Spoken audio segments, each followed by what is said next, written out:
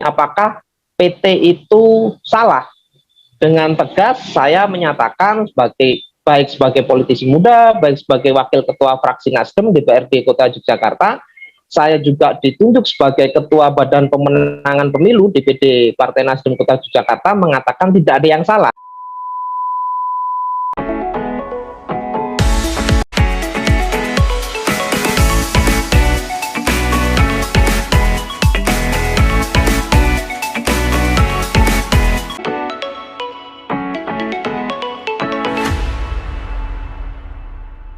Monggo selanjutnya Bang Dwi Chandra Putra untuk memberikan pemaparan materinya. Waktu dan roomnya kami persilakan, Bang.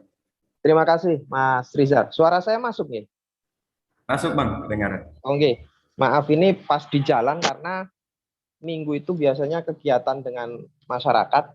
Yang pertama, bismillahirrahmanirrahim. Assalamualaikum warahmatullahi wabarakatuh. Yang kami hormati Pak Direktur, Ustadz Nur, Mas Rizal, selaku moderator, seluruh narasumber yang kami hormati, kami cintai, dan seluruh rekan-rekan yang hadir. Menarik ketika saya dihubungi oleh rekan-rekan untuk bisa terlibat dalam diskusi ini, yang tentu melibatkan banyak tokoh-tokoh muda. Akan menjadi menarik juga ketika tokoh muda itu tidak anti dengan politik, karena 10-15 tahun ke depan, insya Allah yang ada di Zoom meeting inilah yang menentukan arah kebijakan pemerintah kota, pemerintah daerah, bahkan nasional untuk bisa memberikan kontribusi secara positif. Yang pertama, ketika saya disodori tentang tema diskusi pada siang hari ini, apakah PT itu salah? Dengan tegas saya menyatakan baik sebagai politisi muda, baik sebagai wakil ketua fraksi Nasdem DPRD Kota Yogyakarta, saya juga ditunjuk sebagai ketua Badan Pemenangan Pemilu DPD Partai Nasdem Kota Yogyakarta, mengatakan tidak ada yang salah.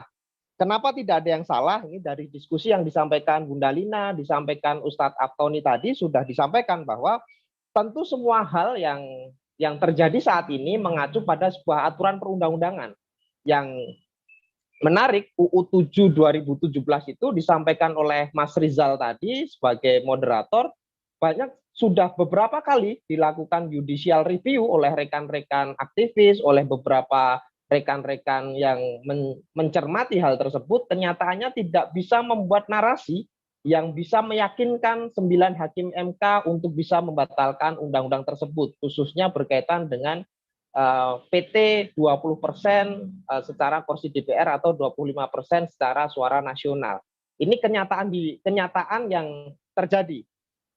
Dan yang menarik, yang perlu kita pahami bersama, bahwa Undang-Undang 7 2017 ini, non sewu dengan segala hormat, dilahirkan di era ketika pimpinan Dewan DPR RI itu dikuasai oleh rekan-rekan non sewu, oposisi. Waktu itu UU 7 2017 itu ketua DPR-nya, seingat saya, nanti mohon dikoreksi kalau saya salah, itu Pak Setia Novanto. Pak Setia Novanto waktu itu Golkar juga belum bergabung secara full, secara langsung dengan kubu pemerintah. Dalam hal ini era kepresidenan Pak Jokowi. Semua pimpinan DPR waktu itu dipilih secara paket. Ada Pak Agus Hermanto dari Demokrat, ada Bang Fadlizon dari Gerindra, ada Pak Taufik Kurniawan dari fraksi PAN, ada Bung Fahri Hamzah dari PKS yang sekarang juga mendirikan Partai Gelora. Nah, ini yang menarik. Kenyataannya dari 5 pimpinan DPR RI tidak memberikan catatan apapun di UU 7 2017 itu.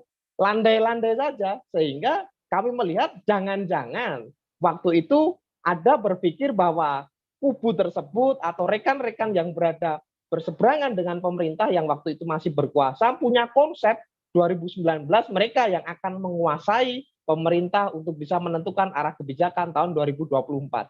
Nah, yang perlu kami sampaikan lagi untuk rekan-rekan memancing diskusi ini agar menarik, tentu kalau kita berbicara, tadi Bang Aftoni mengatakan, disampaikan Bang Aftoni, dulu Demokrat sepakat dengan itu, dan saya sepakat dengan Bang Aftoni. Karena apa? Kenyataannya Pak Agus Hermanto waktu itu juga menjadi pimpinan DPR.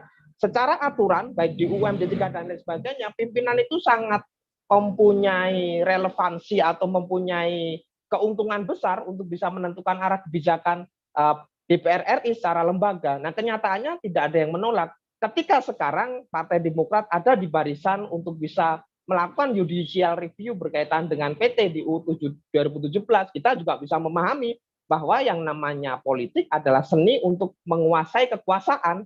Kita tahu sama tahu lah dalam hal itu.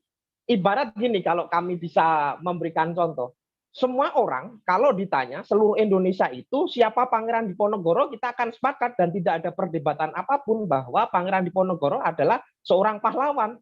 Tapi coba Bang Rizal melakukan penelitian atau melakukan tesis ke Belanda, khususnya pemerintah kolonial Belanda, siapakah Pangeran Diponegoro, mereka akan sepakat, mungkin sekali lagi ini untuk pancingan saja, mereka akan mengatakan bahwa yang namanya Pangeran Diponegoro, sang pangerannya adalah pemberontak.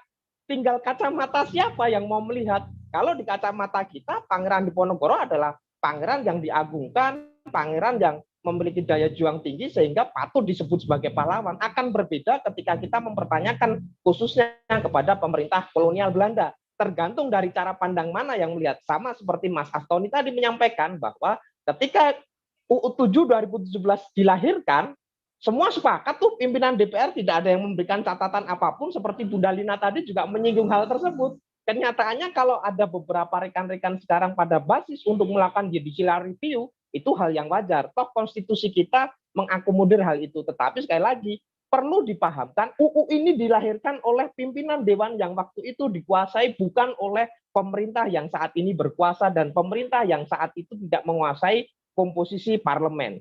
Itu yang perlu kami sampaikan dari catatan. Yang kedua, agak menyimpang dari diskusi tetapi agak nyambung. Sebelum UU 7 2017 ini dilahirkan, ada UU 10 2016.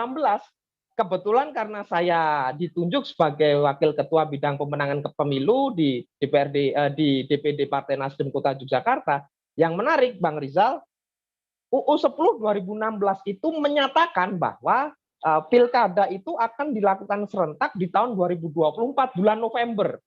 Itu di pasal 201 kalau tidak salah. Nah, kenyataannya ada 7 kepala daerah yang akan purna di tahun 2022 dan ada 8 kepala daerah yang akan purna di tahun 2022, ada 17 kepala daerah yang akan purna di tahun 2023. Nah, di dalam pasal tersebut juga disampaikan bahwa nantinya pejabat gubernur itu akan ditentukan oleh Kemendagri. Dalam hal ini pejabat gubernur itu pejabat tinggi madya. Tentu kita melihat ada kepentingan juga di situ. Kenyataannya sekali lagi ketika undang-undang itu dilahirkan, tidak ada satupun pimpinan DPR, sekali lagi saya tidak mengatakan secara fraksional ya, tetapi secara lembaga, karena yang namanya pimpinan DPR itu mengacu UMD 3 itu adalah alat kelengkapan tersendiri. Pimpinan DPR itu tidak melakukan catatan apapun, los-los saja, selama oke ya oke semua. Berarti ini menunjukkan sebenarnya ini sudah menjadi bagian dari diskusi, bagian dari konsensus. Kenyataannya kenapa sekarang menjadi gaduh? Ya mungkin karena sekarang pimpinan DPR, kenyataan realisasi 2019 pilkada ini jauh dari yang dibayangkan. Seorang partai Nasdem, karena kami ada di Nasdem, tiba-tiba menjodok di nomor 4. Di bawahnya ada rekan-rekan kami dari PKB meskipun hanya selisih 1 suara. Masuk di dalam komposisi tersebut ada Golkar yang secara tegas di 2019 menyatakan bergabung dengan barisan Pak Jokowi bersama Kiai Ma'ruf. Di dalamnya juga ada teman-teman dari Gerindra yang tiba-tiba sebelum pelantikan Pak Prabowo menyatakan bergabung dengan koalisi pemerintah. Kalau bahasa Jawa gojekane, bercandanya, tahu gitu kemarin nggak usah pilpres, sweet aja, yang menang jadi presiden, yang kalah jadi menteri. Itu sama aja kalau pilkada, yang menang jadi kepala daerah, yang kalah jadi kepala dinas. Kan nggak lucu, tapi nggak masalah lah. Toh kenyataannya 9 fraksi di DPR RI menerima hal tersebut. Nah ini yang perlu menjadi catatan kami. Dan kalau kita berbicara pada UU 10 yang berkaitan dengan Undang-Undang Pemilu UU 7 2017 ini, tentu kami melihat, khususnya kami yang ada di daerah ini, APBD 2024, APBD murni baik perubahan dan murni 2024, APBD murni 2025 itu akan ditentukan oleh PJ Gubernur. Dalam hal ini di Undang-Undang 23 2014 dikatakan bahwa wali kota, bupati harus mendapatkan evaluasi gubernur dalam menentukan APBD. Kalau kita berbicara muatan politis, sangat bermuatan politis. Sekali lagi saya mengingatkan di forum diskusi ini, undang-undang ini dilahirkan oleh rezim pimpinan yang waktu itu tidak ada di barisan pemerintah. Nah, kalau tadi Bunda Lina mengatakan bahwa adil itu nggak harus sama, sepakat 1000%. Anak sekolah, kebetulan anak saya masih 2 tahun dan 4 tahun. Anak, kalau Bunda Linda punya putra gitu, putranya yang SD dengan putranya yang SMA tentu akan punya uang saku yang berbeda. Berbicara keadilan adalah bukan terus 0%, bukan terus 10% dan lain sebagainya, karena kita sudah sepakat dengan hal itu. Keadilan yang disampaikan Bunda Linda, kami sepakat adalah keadilan itu bagaimana proporsionalnya disampaikan, proporsionalnya disesuaikan dengan kebutuhan yang terjadi.